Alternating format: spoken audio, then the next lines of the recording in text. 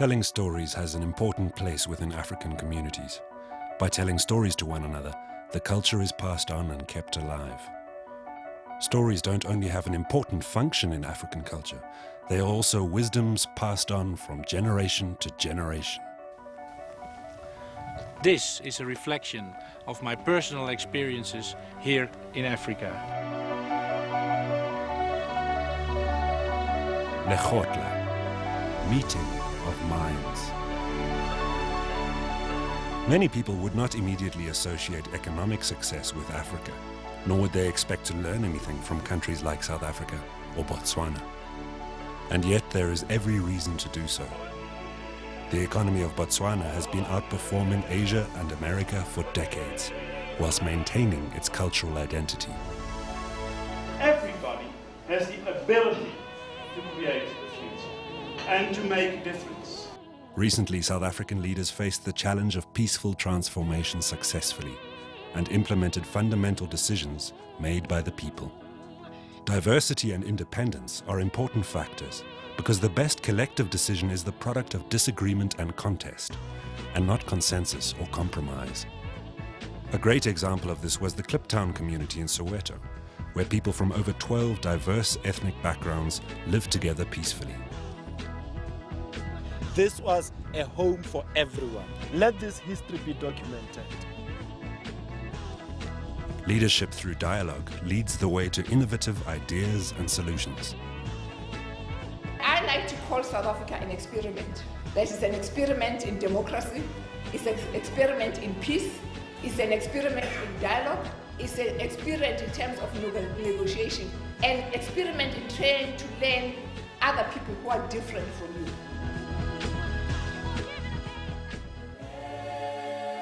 The Freedom Charter was formulated during a very large Kgotla, consisting of delegates from all corners of South Africa. They gathered here in Soweto, expressing their desire to live under conditions of peace and stability.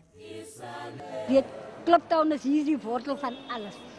Alles het hier ontstaan. As jy praat van Chato Square, Kliptown, dan is dit hier. It's a great opportunity for us, and being together with some outsiders, people who are not from our country. The spirit is the greatest spirit that we can have, a joint forum together. This communication must never end up here.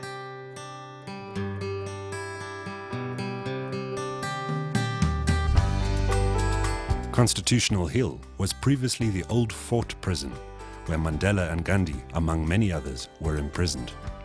This constitutional court is now the guardian and custodian of freedom, equality and human dignity. The judges decided we wanted our court to be here, to get the connections between the past and the present. We don't deny the pain of the past, but we don't live in the past. And so that negative energy, that intense negativity is acknowledged and converted into positivity. And now we collaborate together, and it's the Constitution that enables us to do that. Many of the principles of the Freedom Charter still remain applicable today and are contained in South Africa's Constitution, the most progressive in the world. In African culture, there's a thing called a Kgotla, and they've taken that name actually now, and that's also the name for a court. So you would find outside, they would say a Kgotla. This is one of the 11 official languages or words for court. And what they used to do then, like in the foyer, the tribe or the village would sit underneath the tree and they discuss problems. And they try and make the environment conducive for a heated debate. So it's leadership by consent and by representation. Academically, it's not that kosher to argue that some rights are more important than others, but you would find that at least the right to equality, the right to life, and the right to dignity seems to feature more paramount than other rights. This participative democracy has many lessons for the world. All stakeholders may participate and influence the direction of dialogue on a continual basis. The peaceful transformation of South Africa was a source of inspiration for the De Liefde family. And when they moved to the African continent, they tapped into this ancient wisdom and learned from the local Kgotlas. The balance between inner strength and the collective wisdom embodied in communities is spiritually enriching. It draws from their ancestors in order to create a way of living that has meaning. This inspired writer Willem de Liefde to create the book Kgotla, The Art of Leadership Through Dialogue. What the world has to learn is to reconnect their unconsciousness to the consciousness, so that we get a much better platform, and that we can learn from the philosophies of Ubuntu, what we can learn from the powerful tool, what you call Kgotla. Kgotla leads you to the way of dialogue, and dialogue is a much more efficient way of living, of sharing, for leadership than you ever have felt in the world. The book Kgotla, Leadership Through Dialogue, shows a modern perspective on how communities can enhance their identity and give meaning to work and life. The book enlightens one on the importance of leadership during the decision-making process.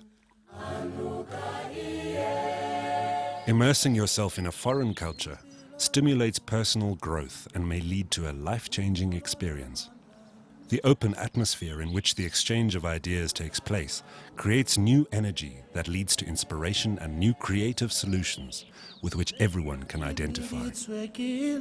And what better place to learn from the power of nature than right here in the cradle of mankind, where 2.5 million years ago our ancestors walked. The world needs a healing lung, and nature is the ultimate classroom. Knowing where we come from helps us to understand how to perceive our current reality and environment. So people can ask themselves, what contribution can I make to the organization? This type of yellow. By understanding our identity, we can give meaning to work and life and so build strong communities with a long-term vision. Commissioned by Willem de Liefde in 1993, these impressions of the universal life cycle, created by Dutch artist Jan Montaigne, provides fascinating insights into identity, meaning, and community development, as well as awareness of our deep inner motivation. The spiral energy generated by the Kgotla process is a powerful tool to re-energize communities, teams, and individuals. Sharing the truth is a way of developing collective energy and creating passion in your life.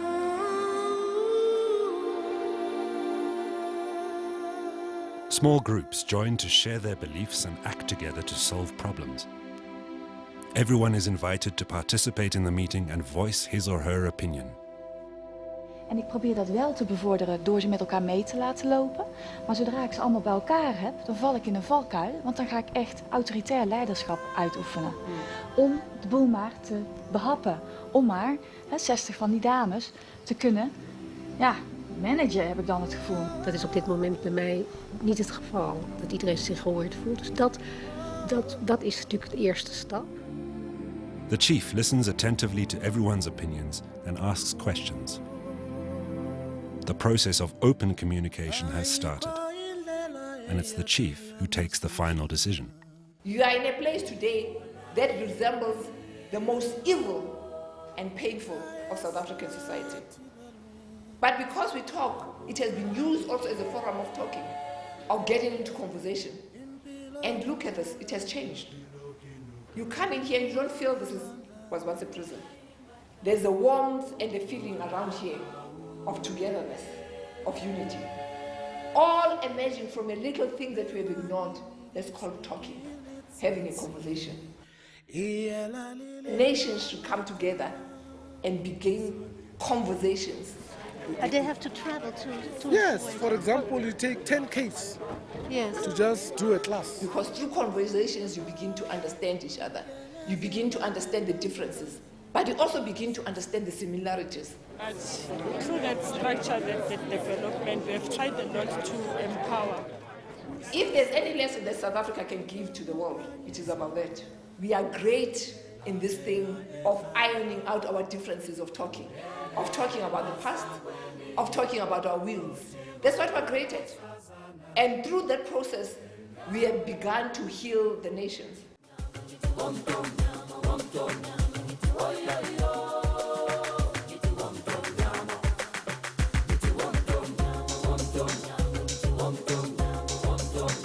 first welcome the Deputy Minister of Health of South Africa, Mrs. Mandela Ubuntu. Thank you very much for being here and giving us the honor of your presence. Thank you for inviting me to this masterclass. The organization that has helped put this together for you is called the Kgotla. And for us, that's a very important concept, which I hope you take back with you if you haven't, of consultation, of dialogue. But the solutions to our problems are with the people. We cannot sit up there and say, here's the plan, and give it to the country as government. Your visit here, coming from the various hospitals in your country that you come from as the leadership and the management, I say some of you are presidents of the boards, some of you are CEOs and managers, is really to provide an opportunity for an exchange. I think South Africa has lessons in terms of what people should not do, and lessons also about what people should do. It was a bit of a roller coaster. We were, swapped around from one part of the city to the other. No matter how powerful you think you are, the power of staff is just phenomenal. And I don't think that's unique to South Africa. I think that's anywhere in the world. Leadership, as we see it, is the ability to contribute to the ability of the community to create their own futures. And that's why South Africa is so important. You showed that leadership is about passion, not power. It's about talking, not positioning. It's about transforming, not designing. The notion of, for the majority of people, the notion of that the organization is bigger than ourselves, right? And that we in fact exist for the organization. And the moment you start believing that you're more powerful than the organization, it's actually time for you to move on. And when people start believing that they're superhuman and that somehow in their own minds they feel that everyone supports them, and then you start losing it and you go completely off the rail. And if you try to understand what is it that people are concerned about, you'll often find, but no one taking the trouble to tell us what is going on. And perhaps if you told us where you're going to, we'll all get onto the bus with you. Now obviously, if I don't know where you're going to, why would you think that I would board the bus?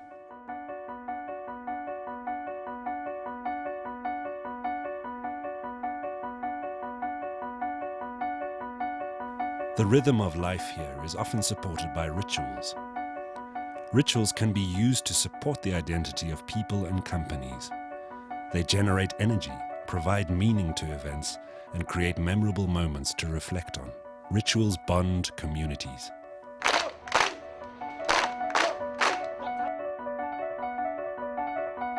I really wish this love can grow within myself, and this love can really go through within my children's heart. The same love that I got from Somoho, it can go through Soweto. It can go through the four corners of this world. We would request all the remaining people from the corners of the world to come closer to the circle. What I wish by means of these two children to keep the strength and the belief to build a better world.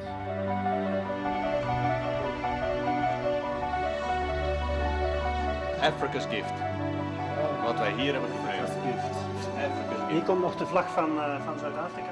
And now we're going to hear your presentations about how this week has impacted on you and your wishes, your intentions, your goals and objectives in transforming your own community. I will empower the colleagues to build together a solid community that isn't there now.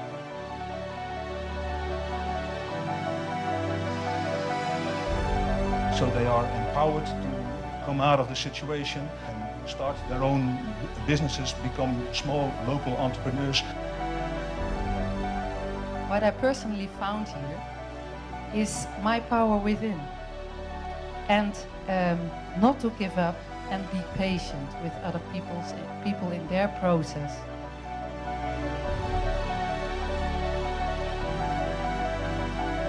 Leadership starts at grassroots level, so it's right at the bottom.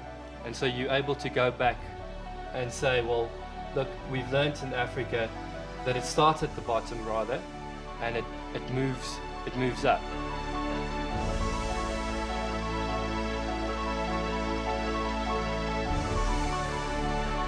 Africa gave me hope, and it teared down my rational wall so I can let in my emotions.